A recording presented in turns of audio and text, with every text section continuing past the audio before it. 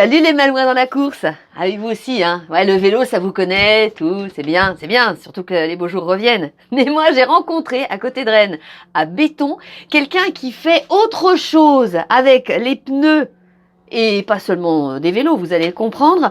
Elle s'appelle Dana Jaina et elle va nous accueillir dans son atelier. Et vous allez découvrir que, pas comme dans la chanson, elle fait des pantalons, des jupes et des jupons et des gilets de flanelle. Non, elle fait des sacs pour ranger l'ordinateur. Par exemple. Si, je vous assure, regardez. Regardez, oh, c'est bien tenu. Hein. Elle fait aussi des jolis sacs à main. Bon, séquence un peu fille aujourd'hui, on est d'accord. Allez, on y va. Couturière de pneus, comment on appelle ça? De chambres à air. Ce sont des chambres à air de tracteurs et de vélos que je récupère, qui sont donc usagés. Je les collecte en entreprise agricole et en entreprise de réparation de vélos. J'ai quelques partenariats d'ailleurs avec des entreprises régionales autour de Rennes. Et donc avec cette matière première qui est le caoutchouc version chambre à air, je crée des sacs, des accessoires, des bijoux. Voilà, tout ce que je peux faire avec, tout est bon à prendre dans la chambre à air. Ça fait un petit moment déjà maintenant que ça fonctionne. Dana Jaina, qui d'ailleurs est un pseudo, est une marque qui est finalement très jeune. Oui, ma marque a 4 ans et demi, et je travaille la chambre à air depuis bientôt 4 ans également. J'ai commencé par faire au départ de la couture à la main. Et puis, maintenant, je me suis équipée de machines, entre autres d'une grosse machine à coudre, de presse d'atelier pour travailler plus efficacement et avoir des produits de meilleure qualité. Alors ça, c'est vrai que c'est comme d'habitude, c'est toujours la même marque, c'est Singer qui fête ses 170 ans cette année, je crois. Ah oui, quand même, ah oui. Est-ce qu'ils le savent, Singer, qui sont les seuls à proposer de quoi faire de la couture avec ce genre de caoutchouc si épais?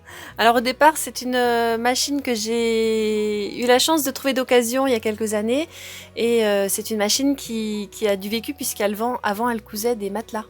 Combien de personnes en France font ça maintenant désormais, se mettent à coudre les chambres à air? Je ne sais pas combien de personnes, mais on n'est pas nombreux, c'est vrai. Dans la région, j'en connais pas d'autres qui fabriquent des sacs. Des bijoux, oui, en chambre à air, on en trouve de temps en temps. Il y a d'autres créateurs qui en font, mais des sacs, non. Parce que c'est encore un autre travail, parce que là, il y a beaucoup de couture à faire, il faut rien oublier, il faut avoir tout le contenu, enfin, l'espace prévu pour ranger les cartes bancaires, enfin, il faut penser à tout. Il y a eu combien de prototypes avant d'arriver à celui qui t'a le plus plu, le plus satisfait Alors, il y a eu plusieurs modèles. C'est vrai que mes sacs ont évolué. Il y en a que j'ai retirés de ma collection, du coup. Et là, en ce moment, je couds beaucoup de sacs Sylvia dans ma collection et des sacs Christina également. Donc, c'est du sac Besace avec un soufflet. Christina, c'est sans doute pour moi. Oui, inspiration certaine. Mais alors, parlons-en justement de l'inspiration. Ce sont les clientes qui, des fois, ou tout le temps, disent « Je voudrais tel type de sac, j'ai besoin de tel genre de rabat, j'ai besoin de tel style de boucle d'oreille même. » Enfin, c'est elles les inspiratrices? Oui, c'est ça, voilà. Je suis beaucoup à l'écoute des clients, puisque c'est pour eux que je travaille avant tout. Donc, effectivement, j'écoute beaucoup les remarques, même si ce sont des critiques. Pour moi, c'est toujours bon à prendre. Et j'adapte mes produits en fonction, donc que ce soit au niveau des couleurs, au niveau des formes, au niveau du côté pratique, puisqu'il faut qu'un sac, il faut qu'il soit pratique aussi avant tout, pour qu'on ait envie de le porter tous les jours.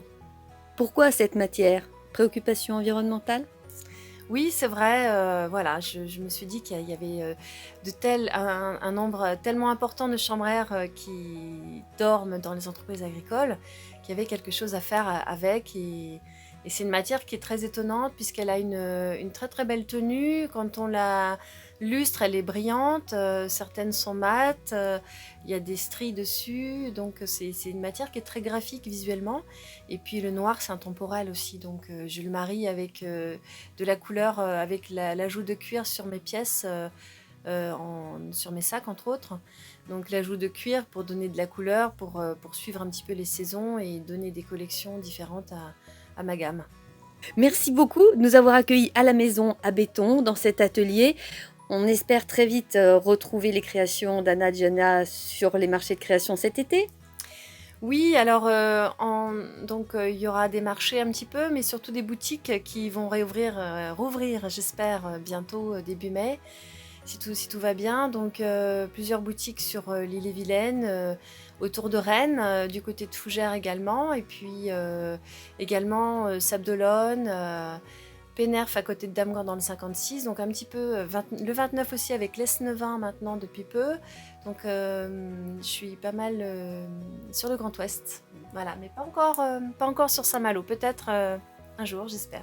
Donc ça veut dire que c'est open. Ceux qui regardent l'émission des Malouins dans la course peuvent nous faire appel et on transfère les coordonnées de Dana, on fait ça? Ah oui, avec plaisir. Sinon j'ai mon site internet danagianacreation.fr.